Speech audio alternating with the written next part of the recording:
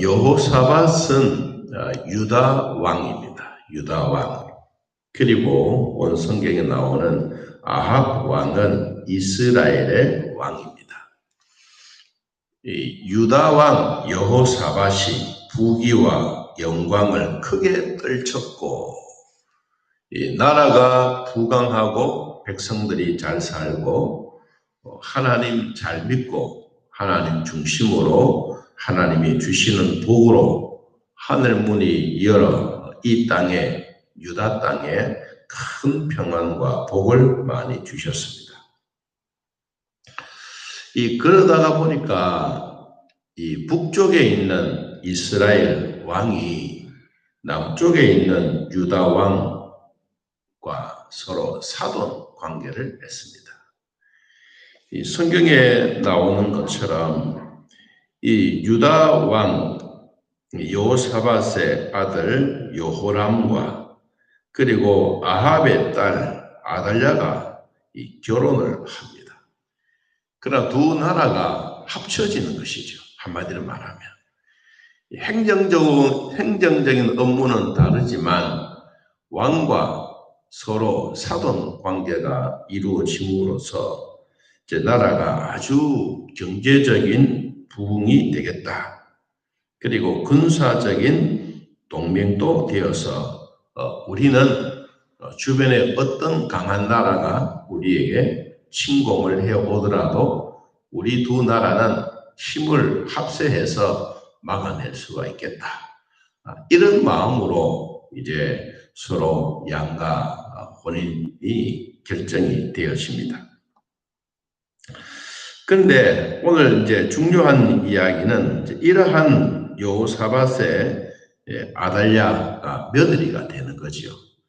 이 며느리가 되는데 아합의 딸 아달랴가 후에 그 다윗의 왕가를 뿌리채 뽑아 버리려고 합니다. 그래서 이 여호사밧은 남쪽 나라 왕의 부귀와 영광이 크게 떨쳤다. 잘 산다. 경제적으로도 그렇고. 왜 그러냐? 하나님의 말씀 따라 순종하고, 그리고 17장에 우리 어제 말씀 보았던 것처럼 하나님의 율법을 온 백성들에게 가르쳤고, 사람을 잘 세워서 곳곳마다 이방 나라로부터 침입하지 못하도록 우리로 말하는 외교 분야, 그리고 이 국방 정책, 더 나아가서 나라가 평안하게 되어지는 이런 여러 가지 일들로 말미암아 이 여호사밧은 하나님으로부터 하늘 문이 열려지는 큰 복을 받게 됩니다. 자, 이러한 일로 말미암아 이 아합에 있는 이 아달랴와 이 여호사밧의 아들 여호람이 이제 결혼을 하게 됨으로써 서로 인척 관계가 되는 것입니다. 자, 이러한 일들을 두고 참 멋지다. 안 믿는 사람들이 보면 나라와 나라의 대통령과 대통령과 서로 관계가 참 더 좋아지면 참 좋겠다라는 생각이 들지만 영적인 입장에서 또 하나님의 입장에서 보면 이건 정말로 터무니없는 잘못된 삶이다 하는 것을 보게 됩니다. 왜냐하면 여호사밧은 하나님 중심의 삶입니다.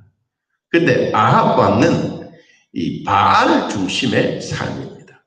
그러니까 하나님 중심으로 사는 유다와 우상 숭배의 중심으로 사는 북이스라엘과의 관계가 서로 혼인 관계가 됨으로써 오늘 성경에 어떻게 이야기가 나오느냐 하면 여러분 3절에 이렇게 표현합니다. 이스라엘 왕 아합이 유다 왕 여호사밧에게 말합니다.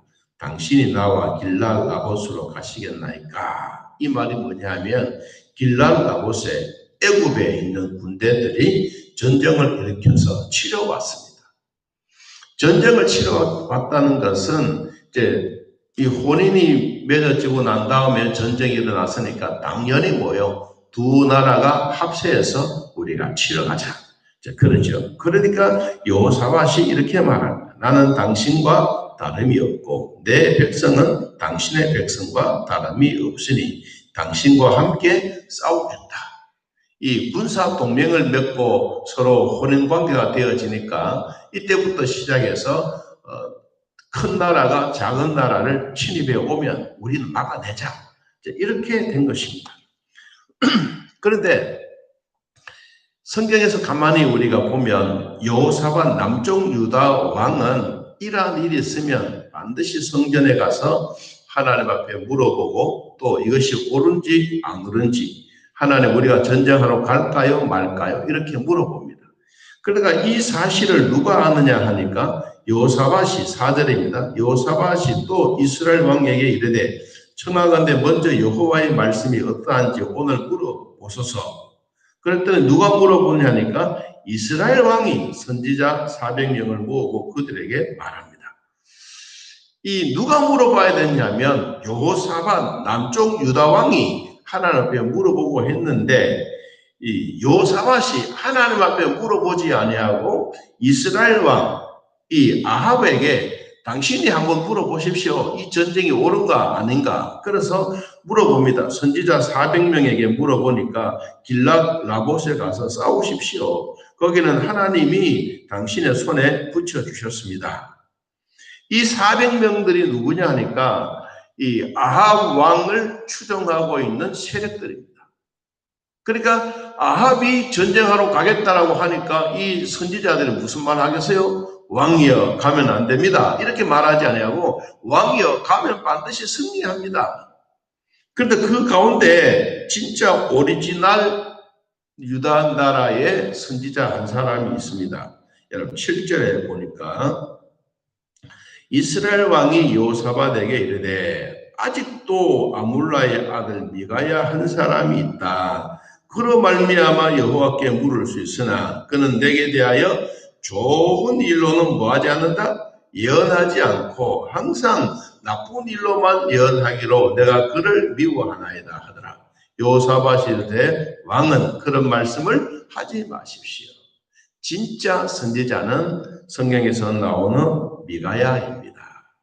미가야 선지자는 안 된다. 하나님이 허락하지 않았습니다. 라고 이야기를 하는데 계속해서 400명의 사람들이 이 광장에, 성문 광장에 모아놓고 막 그렇게 이야기를 하니까 이게 이제 무서운 일이 되는 것이요.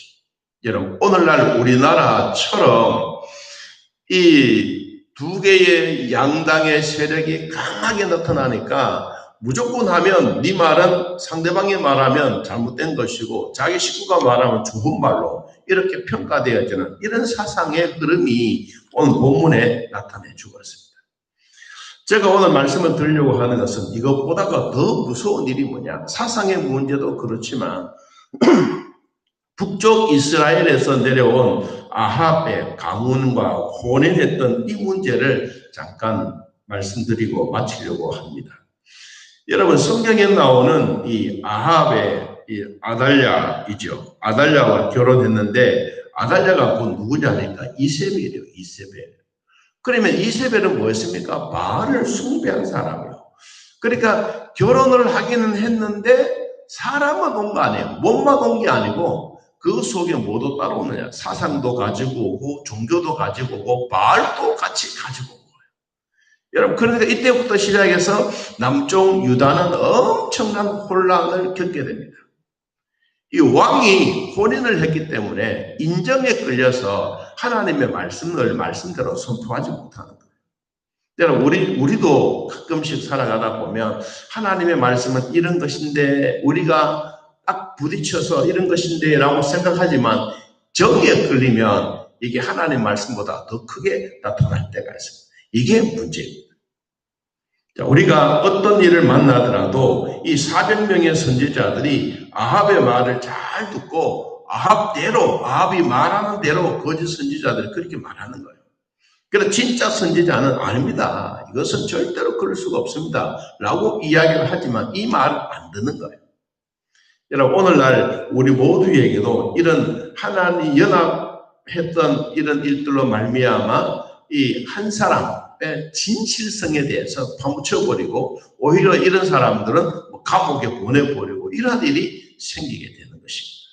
자, 하나님의 말씀은 인간적인 정보다가 앞장서야 하고 하나님의 말씀은 사람의 생각보다 다르다라고 하는 것을 오늘 우리는 얻게 되는 것입니다. 하나님 말씀보다 인정에 끌려 살면 항상 실패하고 만다는 것을 우리는 기억해야 합니다. 자, 오늘 말씀을 정리합니다. 잘 살고 못 살고 이렇게 하는 것도 참 어렵고 힘든 일이지만 그러나 왕이 양가가 서로 혼인을 함으로써 아주 외부적으로 보면 멋진 결혼이다라고 생각하지만 하나님의 입장에서 보면 하나님과 우상, 빛과 그림자 이것이 어떻게 하나가 되느냐. 결국은 누가 이기느냐. 하나님을 섬기는 일에 반드시 이겨야 되지만 역사의 흐름을 보면 아합과 이세벨의 역사로 말미암아 남과 북이 막 우상 숭배로 막 휘졌습니다. 그래서 나라가 계속해서 혼란이 옵니다. 이런 혼란 속에 결국은 어떤 일이 생겼냐. 이 이세벨이 하나님의 말씀으로 죽고 난 다음에 다시 나라가 평안하게 되는. 그러나 한 20장 이후부터 시작해서 새로운 평화가 이루어지게 됩니다. 여러분, 우리는 하나님 말씀보다 인정에 끌려가면 안 됩니다. 하나님이 먼저이고 하나님과 함께 동행하는 것이 하나님의 주신 복을 얻게 된 것입니다. 오늘 하나님의 말씀대로 잘 사는 여러분 되어서 오늘 주 안에서 승리하는 거룩한 주일